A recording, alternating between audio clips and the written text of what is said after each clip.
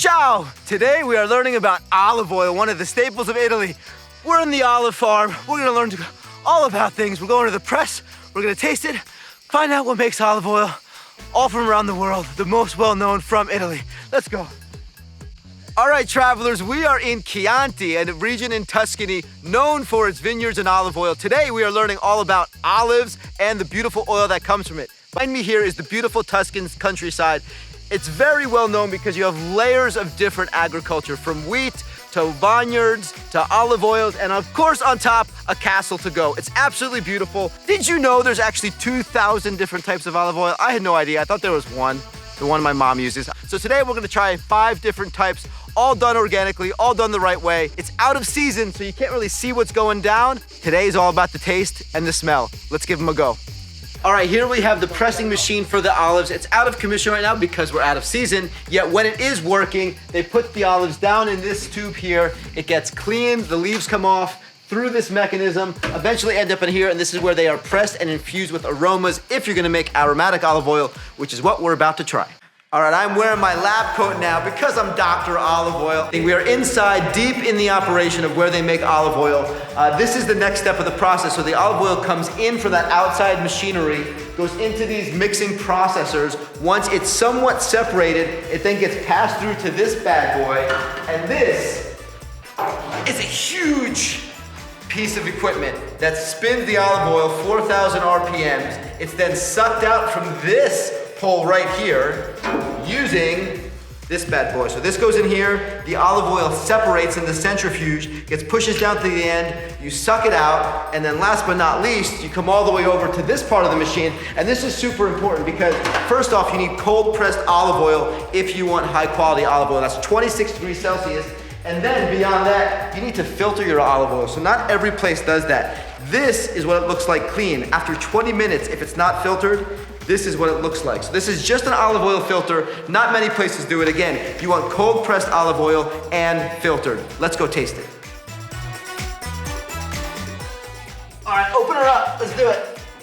Here's all of our delicious olive oil, and what keeps it tasting so fresh are these storage devices here. So there's 3 things that you want to make sure don't affect your olive oil. 1 is temperature. These are stored at 18 degrees Celsius. 2 is sunlight, no bueno, keep them blocked by the sun. And 3 is oxygen. So in order to keep the oxygen away, they actually pump a chemical called argon into the chamber. It's a gas that's heavier than oxygen, so it keeps the oxygen just on top. So you got oxygen, argon, olive oil, deliciousness.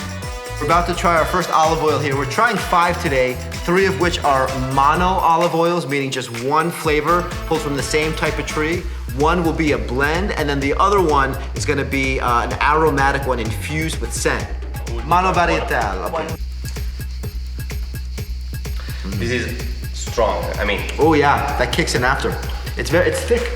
Yeah, that has a lot of flavors to it. It's very strong. It tastes like oil from nature. That's what it tastes like. This is Frantoio, another mono variety. Frantoio is the typical of Tuscany here. Let's try this bad boy, Diego. This is Frantoio, the oldest Tuscan olive oil. It's again a mono varietal, so just one type of olive this comes from. That's much more of a delicious table olive oil, something you get at restaurants. Heavy, not as strong as the previous one, and less earthy. All right, this is the Morellino, another mono varietal from Tuscany, very traditional here. That one has a more feminine and soft flavor. It's more subtle, more like smooth, I'd say. I like it. That would go good with fish. Yeah? Am I crazy? All right, D, this is our first aromatic olive oil. This one is pressed in the presser with the lemon zest alongside the olives to give it this lemony flavor. Mmm. That tastes lemony, that's delicious. I would lick that plate straight up. So this one is a basil aromatic, so the basil's pressed alongside the olives. Mmm. Oh, that's perfect. This with some pasta, game over.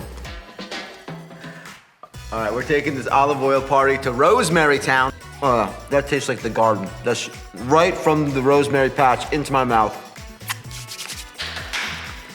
We're trying the only olive oil here that is actually infused with a different type of spice. This one's pepperoncino, spicy. Mmm. You could have that at a sports party. That's my favorite. I love spicy foods. Oh my God. So just wrapping up our little olive oil testing, today we tried 3 different mono-varietals. So that's just straight olives, just from the press, no added flavors or scents. Then we tried 4 aromatic olive oils, basil, lemon, pepperoncino, and rosemary. My favorite was pepperoncino. This guy, I like the spicy. My favorite was the lemon. I never tasted anything like it. Oh, fun fact, olive oil in Italy is actually a medicinal alternative prescribable in pharmacies. The olive oil tasting is done, and I am taking this one home with me. I can carry it on a plane. Giovanni, thank you so much, brother. It's been such an honor. You're welcome. Your olive oil is amazing. Your friendship's amazing. Thank you. Maggi Farms, checking out. Gotta go cook. Let's go.